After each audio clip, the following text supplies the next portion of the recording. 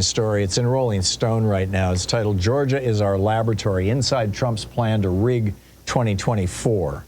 And David Pepper and I were just talking about, the ways that they are purging voting rolls. And this is happening all across the country. Millions and millions of people being purged off the voting rolls. But the authors, Adam Ronsley and Aswang Sibazang, apologies for the mispronunciation, I'm sure is there, say the presidential election this year will come down to 7 states. But there's one that Donald Trump and his most committed lieutenants see as a blueprint for all the rest and for corrupting future and local national elections, and that's Georgia. Georgia is the state where the Republicans control the governor's office, they control the House, they control the Senate, and they control the Supreme Court. It's an absolute 100% trifecta, which is how they get away with purging all these voters and making it hard to vote and all this kind of thing. And they've remade, now the authors note, they have remade Georgia's state election board, the executive branch, the legislature, and all the legal ecosystems, all in Donald Trump's image. Conservatives in the state assembly have unleashed thousands of voter eligibility challenges in county election boards. They passed a law last year or the year before that says that anybody can challenge any voter. And if you're challenged, then you have to go in and prove that you actually are a voter.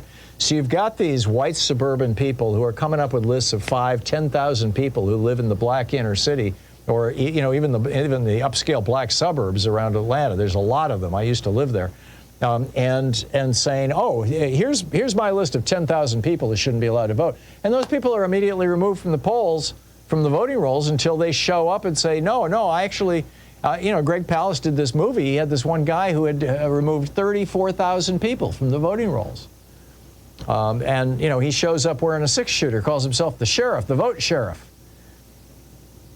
They note this is happening throughout the country. Nearly every leader who matters, I'm reading from the article, in various state GOPs, the National Republican Party, and within the conservative movement is playing their part in a well-funded, coordinated attempt to corrupt American elections in a way so transparently cynical, so authoritarian, that it makes the right's voter fraud crackdowns of the pre-Trump era look like a flicker or intellectual claim by comparison.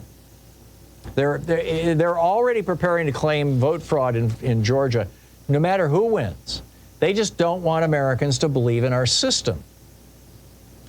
The law that I was telling you about is SB 202, the so-called Election Integrity Act. It was passed in 2021, and it restricts early voting. It ends ballot drop boxes. It limits mail-in ballots, but most importantly, it allows anybody to challenge anybody's right to vote, and radically expands that. In Fulton County, for example, the voter registration was challenged. This person in particular, and probably everybody else on her street. There's a number of streets in Georgia named after old Confederate generals. When I lived in Atlanta, there's 34 Peachtree streets in Atlanta. Why? Because back right up until the 1890s, there was a law in the books that said a black person may not walk, work, or drive on Peachtree Street. These were, the old segregation laws. And so every new community, as Atlanta grew, wanted to have a Peachtree Street running right through the middle of it as its way of asserting that it was a whites-only community. And it's still largely that way. So anyhow, they're not changing Peachtree Street, but there's all these streets named after Confederate generals and Confederate heroes, and the city is changing the names of these streets to get rid of all these Confederate names. Well, Republicans are now coming in and saying, this person no longer lives on Robert E. Lee Way. Well, they don't. They still live in the same house, but it's now called, Martin Luther King Drive. But that is the basis of their purging them, because they know that these are largely black communities. This is just so wrong. So what's on your mind? I'll be picking up your calls on the other side of the break. It's the Thom Hartmann Program, the True People's Media. We'll be right back.